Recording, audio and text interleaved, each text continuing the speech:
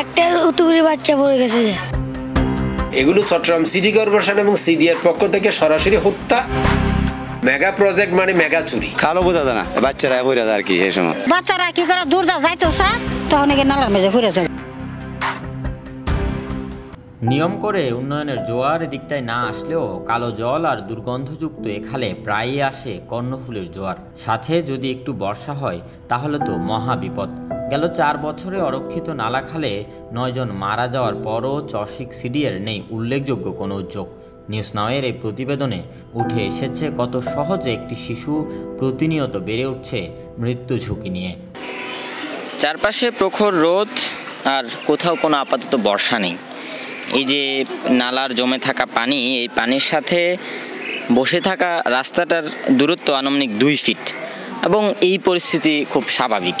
তবে অস্বাভাবিক যে বিষয়টা সেটা হচ্ছে অল্প বৃষ্টি পড়লেই এই নালার পানি উঠে যায় রাস্তায় এবং কর্ণফুলী থেকেও এখানে পানি চলে আসে। সেই বন্যাকালীন সময়ে এখানে কোনো পার্থক্য করা যায় না কোনটা নালা বা কোনটা রাস্তা, যার ফলে মৃত্যু ঝুঁকি তৈরি হয়। যেহেতু এখানে কোনো রেলিং নেই, নিরাপত্তা বেষ্টনী নেই। আমি এভাবে 3-4 বার পড়েছি। আমাকে এখানে একজন কলমলা বলতো, সে আমাকে তুলেছে। এইখানে আমি 2 মাস আগে এইখানে পড়ে গেছিলাম, তখন আমার পাটি এখন এতটুকু ছিল। কেউ বাঁচাচ্ছে না, এনে ফুড়ে যেতাম গাছলাম। আমি 7 জানছি, সেই জন্য বাঁচতে পেরেছি, আর নাতে ডুবে যেতাম। এখানে বর্ষাকাল আসলে প্রায় মনে করেন যে রিক্সা, ভ্যান, কতগুলা গাড়ি আসে, ভ্যান পিকআপ মাল নিয়ে আসে, মালবাহী কতগুলা পণ্য, এগুলো সহ গাড়ি অনেক সময় প্রায় সময় খালে পড়ে যায়। মনে করেন এলাকার মানুষ মিলে এটা তুলে দেয়। পানি উড়ে করে এতখানি পানি উঠতে যায়, তার লাগবো কেমনি? বাচ্চারা কি করে দূর দা যাইতো তখন নালার মেঝে ঘুরে যাবে। তখন একজন থাকলে বাচ্চা, নাইলে তো তারা মরি জায়গা। চট্টগ্রামের বাকলিয়া বগারবিল শান্তিবাজার রোডের পাশ ধরে এই চাঁদকাই খালের চিত্র মিলে যাবে নগরের বেশ কিছু এলাকার সাথে। সিটি কর্পোরেশনের হিসেব অনুযায়ী নগরের 41 ওয়ার্ডে খাল নালা রয়েছে 1137 কিলোমিটার। এর মধ্যে নিরাপত্তা বেষ্টনী ছাড়া খালের পার রয়েছে প্রায় 19 কিলোমিটার। উন্মুক্ত নালা রয়েছে 5527টি স্থানে। জলাবদ্ধতা নিরসনে 3 সংস্থার 14,389 কোটি টাকার 4টি প্রকল্পের কাজ চললেও ডিপিপি প্রস্তাবনায় খাল নালার পারে নিরাপত্তা বেষ্টনী দেওয়ার বিষয়টি অন্তর্ভুক্ত নেই, যে কারণে নেই এর কোনো বরাদ্দ।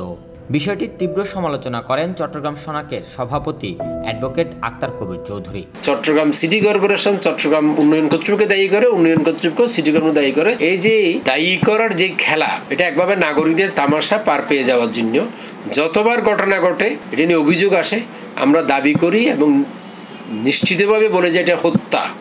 কারণ তাদের অবহেলার কারণে, চট্টগ্রাম সিটি কর্পোরেশনের এবং সিডিএর অবহেলার কারণে মানুষের অমূল্য জীবন ধ্বংস, মৃত্যু হচ্ছে মানুষের। চসিক সিডিএর সবচেয়ে গুরুত্বপূর্ণ সেবাদানকারী প্রতিষ্ঠান হয়েও সর্বাধিক দুর্নীতিগ্রস্ত বলে মন্তব্য করেন তিনি। চট্টগ্রাম সিটি কর্পোরেশন বলি, সিডিএ বলি, এটা হচ্ছে সবচেয়ে গুরুত্বপূর্ণ সেবাদানকারী প্রতিষ্ঠান এবং সবচেয়ে দুর্নীতিগ্রস্ত প্রতিষ্ঠান। এই দুর্নীতিগ্রস্ত প্রতিষ্ঠানগুলো দায়িত্বে আছে দুর্নীতিবাজরা। এই দুর্নীতিবাজরা সমাজের প্রতি, মানুষের প্রতি, জনপদের প্রতি দায়বদ্ধতা অনুভব করে না। শহর জুড়ে উন্মুক্ত খালনালার বিষয়টি সিটি কর্পোরেশনের প্রধান প্রকৌশলীর কাছে জানতে চাওয়া হলে তিনি গণমাধ্যমে কোনো কথা বলবেন না বলে জানিয়ে দেন।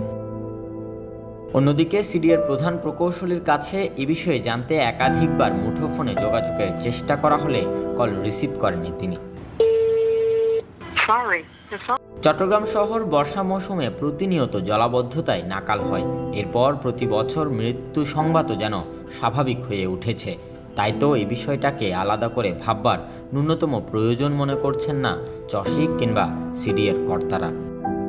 Robin Dasgupta, news now 24, Chittagong.